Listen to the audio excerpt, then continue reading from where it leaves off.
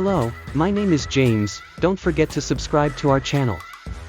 T'Challa is dead, killed by a virus off-screen. Wakanda is in a state of mourning. Other countries are desperate to steal Wakanda's vibranium reserves, and a new threat quickly emerges in the form of Namor. Alongside Talokan warriors, that are armed with hypnotic singing powers like sirens, Namor shows up unannounced in Wakanda, needing help from Shuri and the Queen to save his world. It turns out a brilliant scientist has created a device to detect vibranium. And Namor wants Wakanda's help to kill them to protect both their worlds. That scientist, however, happens to be Riri Williams, aka Ironheart. When both the Queen and Shuri refuse to help Namor, unwilling to kill Riri in order to settle this peace, Nakia shows up and saves them both, which riles up Namor. As a result, he attacks Wakanda and drowns the Queen, flooding the streets and almost killing Riri too. He promises to come back, setting up the final showdown between both sides. While Ironheart whizzes around in her new armor, which looks like a rejected design from Power Rangers, I may add.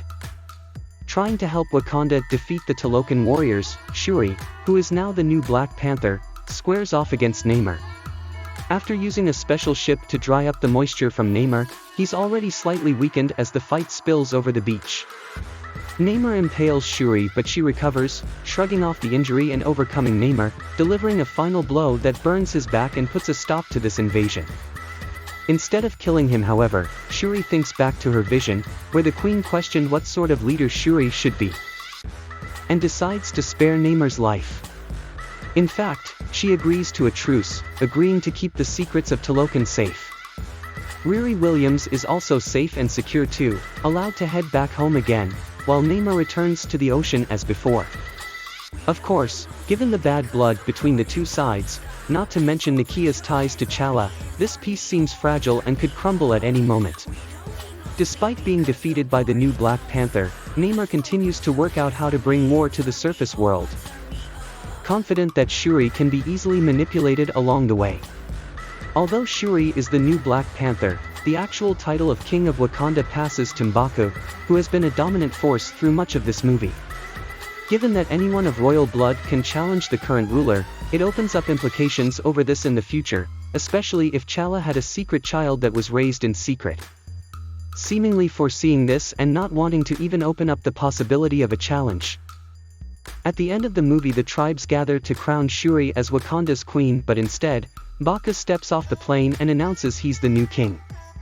Earlier in the movie, Shuri refuses to burn her ceremonial funeral gown, having never quite processed T'Challa's death and consumed by grief and anger. Here though, she heads to Haiti alongside Nakia in a bid to finally say farewell to her brother. They're also joined by a young boy who's revealed to be T'Challa's son in the post-credit sequence. He and Nakia agreed that the boy should grow up outside Wakanda to avoid pressures of the throne, and the boy's Wakandan name is actually Prince T'Challa.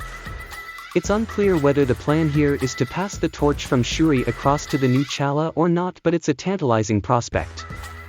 Shuri heads down to the beach and eventually burns her funeral gown, reflecting back on all those moments with T'Challa and letting herself finally cry and release her pent-up emotion. After suffering through so much heartache and death, it's perhaps symbolic to see Shuri finally given something to celebrate.